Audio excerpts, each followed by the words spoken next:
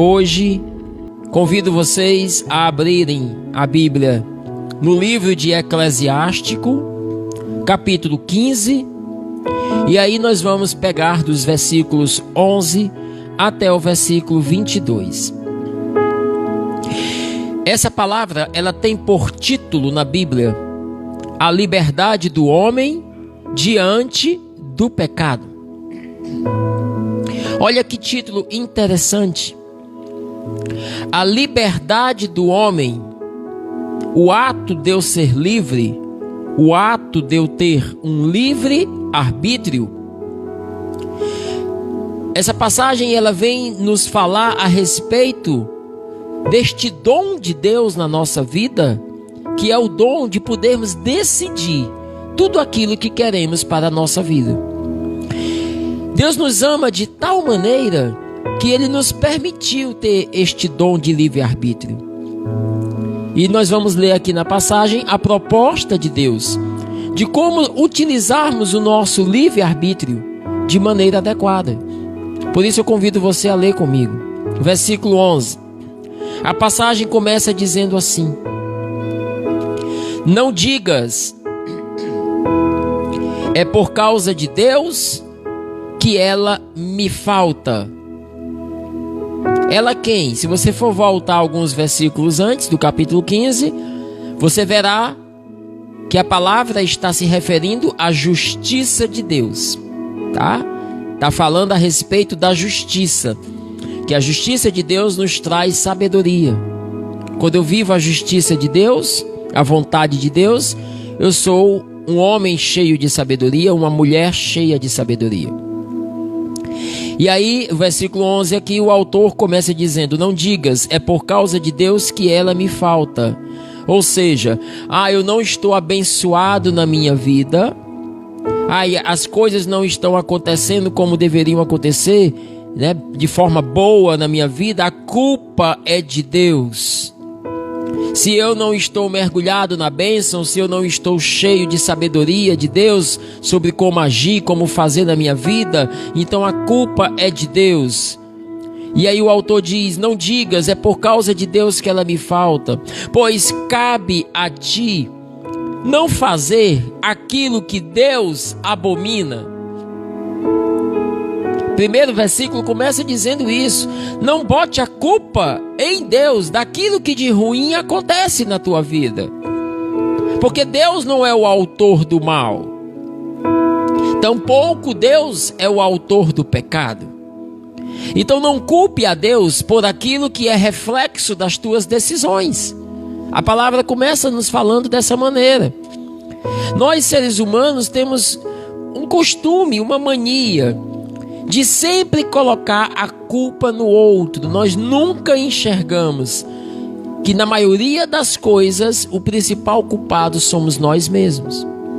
Na maioria das confusões, na maioria das brigas, dos conflitos dentro de casa, no meu matrimônio, no meu trabalho, se eu paro e vou refletir, muitas das coisas que ali estão acontecendo são decorrentes do meu orgulho, são decorrentes da minha busca de prazer, do meu egoísmo, do não entender o quão fraco e frágil eu sou. Então nós temos o costume de colocar a culpa em Deus. Colocamos a culpa nas pessoas, no outro. Nunca fomos nós, nunca somos nós o culpado das coisas, sempre é o outro. E também colocamos a culpa em Deus. Ora, Deus não é o autor do mal. Ao contrário, Deus é um Pai que sempre procura nos dar o que há de melhor.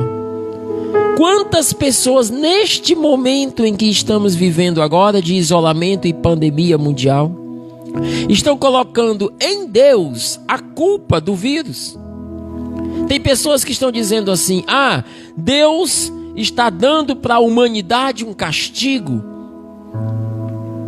Ora, meus filhos, se eu vou lá na Amazônia e eu faço um desmatamento na Amazônia e eu queimo a floresta, é claro que eu vou ter uma consequência daquilo ali. Essa semana eu vi na televisão uma pesquisa a respeito do clima mundial, onde mostrava que na maioria dos países o clima havia descido, está mais frio, o planeta está mais frio, né? Algo em torno de 2, 3 ou 4% de declínio de temperatura. E aí mostrou o Brasil o contrário. O Brasil teve um aumento de 6 a 10% na temperatura do país. E a gente percebe isso, a gente percebe esse calor, principalmente nós que moramos aqui no litoral, né? E ele se pergunta, mas por que se o mundo inteiro a emissão de gases diminuiu, parou os carros, muitas indústrias, então assim, houve realmente uma diminuição dessa temperatura, por que o Brasil está mais quente? E aí foram ver o motivo e chegaram ao motivo. Este ano, esses meses agora de isolamento foram os meses de maior desmatamento na Amazônia. Nunca se desmatou, nunca se queimou tanta floresta como se está fazendo agora. Qual é a consequência que você queria disso? Qual é a reação que você queria que acontecesse de uma atitude como essa? Aí a temperatura aumenta, o calor imenso, e daí tem pessoas que vão botar a culpa em Deus e vão dizer, Deus está dando esse calor aqui na nossa cidade, um castigo, ou enfim, sei lá, para purificar os nossos pecados. Não, meus filhos.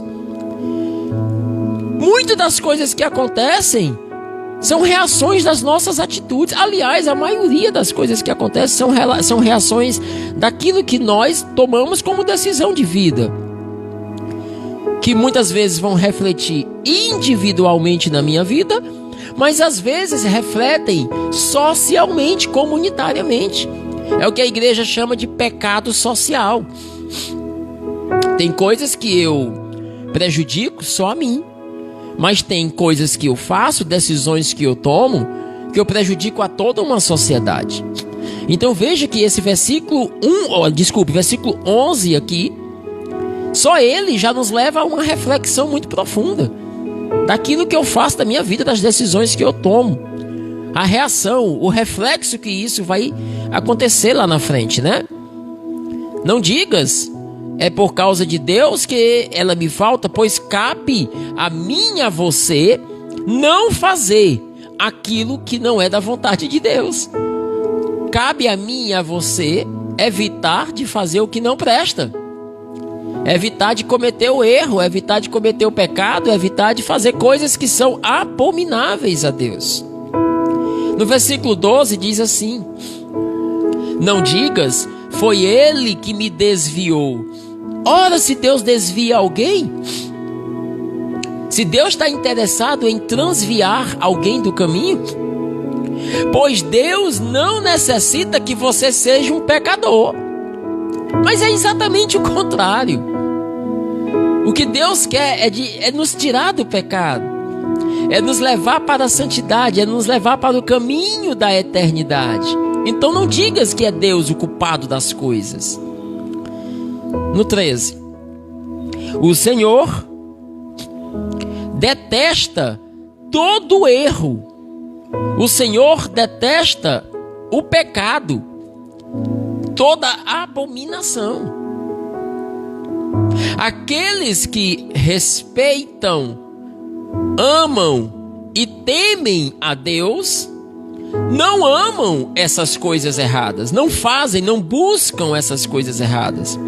Aquele que respeita a Deus, aquele que teme ao Senhor, aquele que tem Deus como verdadeiramente sendo seu Deus, em outras palavras, aquele que diz, eu decido, eu escolho por Deus, não busca fazer o que é contrário à vontade dele. Nos diz aqui esse versículo 14. No princípio, Deus criou o homem e o entregou ao seu próprio juízo. Deu-lhe ainda os mandamentos e os preceitos. O Senhor nos deu orientações, mandamentos, preceitos. Filhos, no princípio de tudo, Deus nos deu o próprio juízo, nos entregou ao nosso próprio juízo, O que é que essa palavra está dizendo para nós? Que desde a nossa criação, desde o dia em que Deus nos criou, o Senhor nos deu o dom da liberdade. O dom do livre-arbítrio. Preste atenção no que eu estou te falando agora. Escute. Você tem a liberdade de fazer o que quiser da sua vida. Você pode fazer o que quiser da sua vida. O que você decidir fazer agora, você faz. Se você resolver agora levantar-se, abrir a porta da sua casa e ir embora e nunca mais voltar, você pode. Você pode fazer o que quiser. A questão é, nem tudo convém ser feito. Nem tudo é realmente bom. Ao contrário, muitas das decisões que nós tomamos na nossa vida, muitas vezes nos levam ao erro. E aquele que se afasta de Deus, aquele que não busca a vontade de Deus, aquele que não conhece a Deus e não vive em Deus plenamente, eu posso garantir a você que tem cometido mais erros do que acertos na vida. Tem errado mais do que acertado. Porque tem seguido aos seus próprios instintos. E os instintos humanos muitas vezes não são cheios de sabedoria e nos leva a cometer erros pensando que estamos fazendo o melhor na nossa vida. Você, quantas coisas na tua vida você olha para trás, para o teu passado, que você gostaria de mudar? Existe alguma coisa na sua vida que você olha para o passado e pensa assim, poxa, se eu tivesse o dom de voltar ao passado, eu mudaria isso daqui da minha vida? E eu pergunto, você lembra naquele dia, quando você resolveu fazer isso? Tomar aquela decisão de seguir aquele caminho, fazer aquilo? Naquele dia você não tinha a noção de que o que você estava fazendo iria te prejudicar ou que não seria bom para a tua vida. Mas dentro de ti havia um sentimento de que parece que isso era muito bom. Parece que isso era muito legal. E você apostou tudo nisso. E você buscou isso e você foi atrás disso. Porque dentro de você havia um instinto, um sentimento, um desejo que te fazia pensar que isso era bom. E hoje tu vês que não era. Perdeu tempo ou tomou decisões que te afetaram, que talvez até hoje te tragam prejuízo, lembranças, enfim. Isso é o ser humano. Quando ele não é guiado pela sabedoria de Deus, mas pelos seus instintos humanos, ele vai atrás dos seus desejos e muitas vezes esses desejos cegam a lógica do entendimento, do discernimento e da visão espiritual sobre a sua vida. E você acaba tomando decisões erradas, que vão refletir, que vão causar uma repercussão lá na frente. Que coisa linda! É um dom de Deus na nossa vida. No princípio, no meu início de vida, na minha concepção, no primeiro instante de vida, Deus já me deu o dom da liberdade, o dom do livre-arbítrio. Eu sou livre. Deus fez isso com os anjos, porque antigamente, quando os anjos foram criados, não eram assim. Eles eram obrigados a amar, respeitar e adorar a Deus eternamente. Mas Deus entende que o amor não é prisioneiro. Eu não posso aprisionar ninguém e obrigar ninguém a me amar. Ao contrário, o amor é livre. O amor é decisão. O amor é querer no coração. Por isso Deus faz com os anjos, primeiro com eles, depois foi conosco. Primeiro Deus faz com os anjos e dá aos anjos o dom do livre-arbítrio. E é nesse momento, quando Deus deixa os anjos livres para tomar decisão de amá-lo e adorá-lo ou não, que Satanás se revolta. No momento em que abre-se nos anjos o dom da liberdade, o inimigo de Deus, Satanás, o adversário, toma a decisão, porque ele agora é livre, de não adorar a Deus, de não amá-lo e não respeitá-lo, mas ao contrário, de querer tomar o lugar de Deus. E leva um terço dos anjos a tomar o mesmo sentimento, a mesma decisão. E por isso são derrotados, por isso são expulsos do céu. Mas Lúcifer, assim como os demais anjos do céu, tinha a oportunidade e a liberdade de se decidir por Deus. Mas ele quis se decidir contra Deus. Livre arbítrio. E Deus, por ser o Criador, inclusive o Criador dos anjos, se Deus quisesse, ele poderia, no instante em que Lúcifer se revoltou contra ele, ter destruído Satanás imediatamente. Há pessoas que às vezes me dizem assim: Marcelo, por que Deus não destrói o demônio e aí acaba com todo o mal da humanidade? Por causa do livre-arbítrio, que é um dom de amor. Eu tenho a liberdade de viver bem. Eu tenho o livre-arbítrio, a liberdade de viver bem. Se Deus fosse acabar com o mal da humanidade hoje, ele acabaria conosco. Ele nos destruiria, porque para acabar com o mal da humanidade, precisaria destruir aquele que pratica o mal. Ora, veja bem, muitas vezes a pessoa quer destruir, quer acabar com alguém que faz tanto mal, e aí faz o que? Leva a pessoa para uma pena de morte, leva para uma cadeira elétrica e aí mata aquela pessoa, porque matando aquela pessoa, está matando com ela o mal também. Para que Deus matasse o mal dessa maneira, teria que nos destruir primeiro. Então Deus não faz assim. O Senhor coloca diante de nós a liberdade. E Ele diz: filhos, diante de vocês tem o caminho do bem e o caminho do mal. Decidam-se por qual caminho vocês querem andar. Não é que vocês sejam obrigados a viver uma vida ruim. Não. Eu posso viver uma vida maravilhosa aqui nessa terra. Vai depender das minhas decisões. Vai depender pelo que eu hoje escolho viver. E como eu escolho viver. Então é isso que o Senhor nos fala no versículo 14. Ele nos entregou ao nosso livre-arbítrio, ao nosso próprio juízo. E nos deu mandamentos, nos deu preceitos, nos deu orientações, conselhos de como viver uma vida em Deus, de como viver uma vida feliz. E aí no versículo 16 o Senhor diz assim: se quiseres guardar os mandamentos e praticar sempre fielmente o que é agradável a Deus, então encontrarás a felicidade. Fazer a vontade de Deus é a minha felicidade. Guardar os mandamentos é guardar a vontade de Deus na minha vida. Guardar a vontade de Deus na minha vida é trilhar o caminho do bem, o caminho da felicidade. É me decidir por aquilo que vai ser bom na minha vida. O Senhor continua no versículo 17, e eu acho o versículo 17 fundamental nessa leitura para nós. Presta atenção. Ora, se não é o que eu estou falando desde o começo da pregação aqui. Versículo 17, o Senhor diz assim: Ele pôs diante de ti a água e o fogo. Estende a mão para aquilo que desejares ter.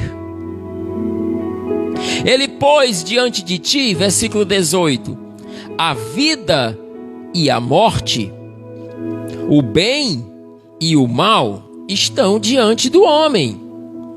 O que ele escolher, isso lhe será dado. É isso que eu estou falando. Deus coloca diante dos meus olhos, diante da minha vida, o bem e o mal. E não é Deus que criou o mal.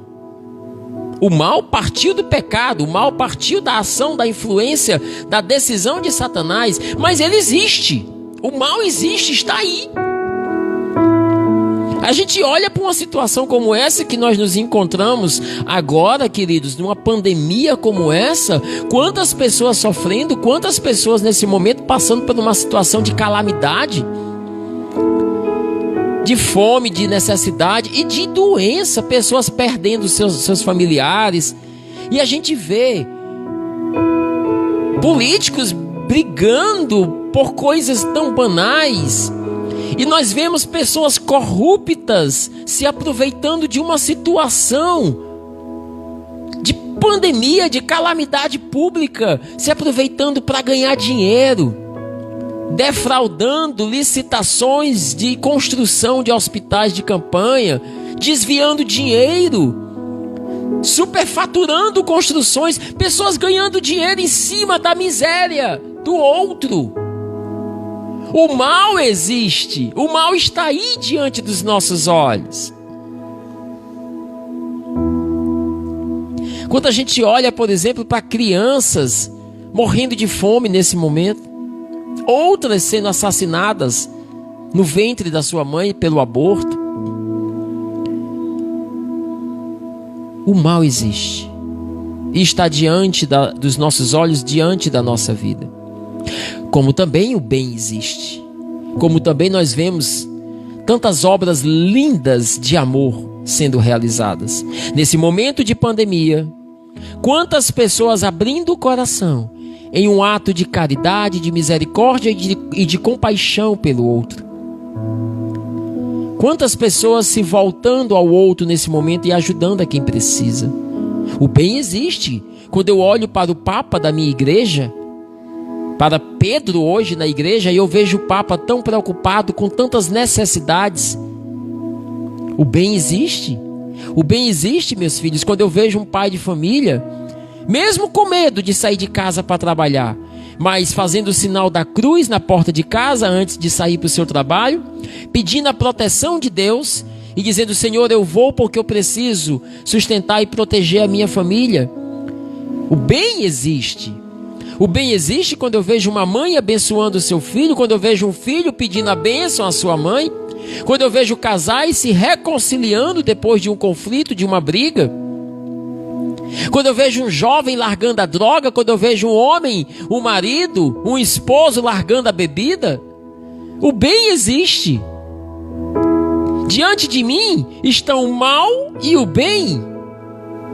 E o Senhor me dá o dom da liberdade de decidir por qual caminho eu quero trilhar. Não é que Deus leve a tua vida ao fracasso, à derrota, à tristeza, ao mal. Não. O que o Senhor coloca para mim hoje, nesta pregação, nesta palavra de hoje para mim é: filho, diante de ti estão os dois caminhos, o bem e o mal. E eu, o teu Pai, o teu Deus, te dou sabedoria. E eu te dou mandamentos, eu te dou preceitos, orientações e conselhos, para que tu escolhas o que é melhor para a tua vida. Escuta-me. Coloca os teus ouvidos voltados à minha voz. Eu vos falo através da minha palavra todos os dias. A minha palavra é a minha voz ao teu coração. Se escutares a minha palavra, irás ver de forma muito clara, de forma muito sábia, por qual caminho deves decidir na tua vida. E serás feliz se tomardes as decisões corretas. Mas as decisões corretas estão no coração de Deus. Não seja tonto, não seja tolo, tola de achar que você pode governar a sua vida. Não seja, querido, olha para mim, tolo de achar que você é dono do seu nariz. Porque se tu achas que sabe como mandar e governar a tua vida, tu já cometestes o primeiro erro da tua vida. Nós não sabemos o que é melhor para nós. É por isso que há uma passagem na Bíblia que nos fala, Deus nos diz que muitas coisas que nós pedimos a Deus, nós não conseguimos, porque nós não sabemos sequer o que devemos pedir a Deus. Poxa, como nós somos fracos. E o Senhor vem nos falar tudo isso nessa palavra de hoje. Versículo 19: porque é grande a sabedoria de Deus, porque Deus é forte, porque Deus é poderoso. Ele vê sem cessar todos os homens. O olhar de Deus está sobre mim e sobre ti todos os dias da nossa vida. Ele me vê, Ele vê tudo o que eu faço. Os olhos do Senhor estão sobre aqueles que o temem, e Ele conhece o comportamento dos homens. Ele não deu ordem a ninguém para fazer o mal. Deus não ordenou ninguém a buscar o mal. E a ninguém Ele deu licença para pecar. Está escrito aqui. Pois Ele não deseja que os seus filhos sejam uma multidão de infiéis, fracassados, derrotados e inúteis. Palavra do Senhor.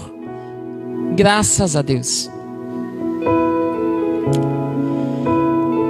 Eis que você escolheu hoje estar aqui nessa live, nesse momento de oração. Se você veio aqui, creio eu que o Espírito Santo iluminou seu coração, lhe impulsionou a estar nesse momento de meditação. E creio eu também que o seu coração está aberto e desejoso de ouvir esta palavra que está sendo dita e de sair deste momento de oração na certeza de que, diante da minha vida, eu posso pecar ou não pecar. Eu posso fazer o que é mal ou fazer o que é bem.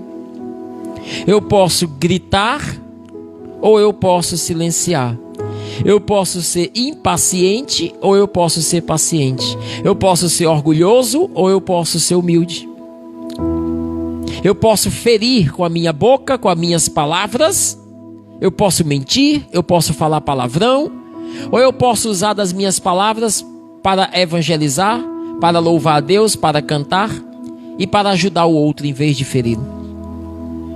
Eu posso ter um coração cheio de mágoa, de rancor, de raiva, de ódio, de vingança, de ira, ou eu posso ter um coração amável, cheio de carinho, cheio de doçura, cheio de paz e de quietude.